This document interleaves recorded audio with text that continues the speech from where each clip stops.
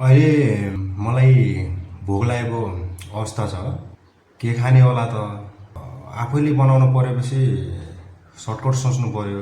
पुलाउ बनाऊँ त पुलाउ पनि सर्टकट तरिकाले नै बनाउनु पर्यो। मैले पुलाउ बनाउँछु पनि र मैले पुलाउ खान्छु पनि।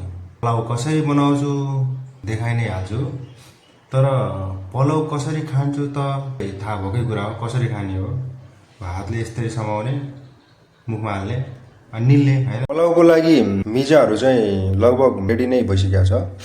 अब गाउँमा बस्ने हुनाले चाहिँ अब धेरै मिजाहरू मैले व्यवस्था त गर्न सकिनँ। हेर्नु, हाम्रो घरमा जे छ त्यसैको बनाउने कोसिस गर्दैछु। र चुलो बाल्ने, कुकर बसाल्ने, थोरै तोरीको तेल, जिरा थोरै फुराउने, chop garlic, chop onion, red chilli, chop green chilli र त्यसलाई राम्रोसँग मिक्स गर्ने, भिजाएर राखेको चामल एड गर्ने, आलु एड गर्ने र त्यसलाई अझै चलाउने, त्यसमा 2 चम्मच घिउ हाल्ने र थोरै पानी हाल्ने। अब मैले यसमा यति पानी त हाले। अब यो गिलो हुने हो कि काँचो हुने हो कि मलाई थाहा छैन। अब त्यो रिजल्ट आएपछि हेरौँला हैन। सिटी बज्न तयार छ। टन टना पुलाउ।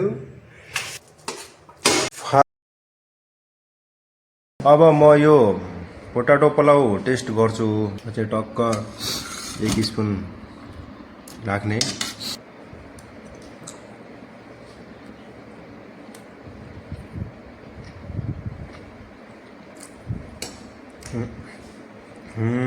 वाउ, सुपर छ।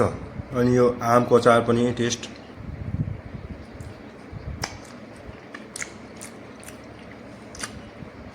खट्टो खट्टो।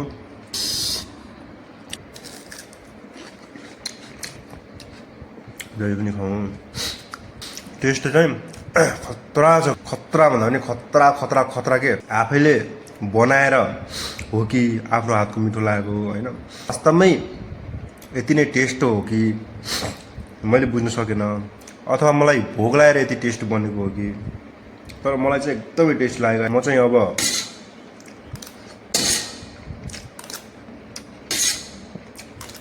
दन्काउँछु। तपाईँहरू चाहिँ हेर्दै गर्नुहोस् है त। Okay, by by.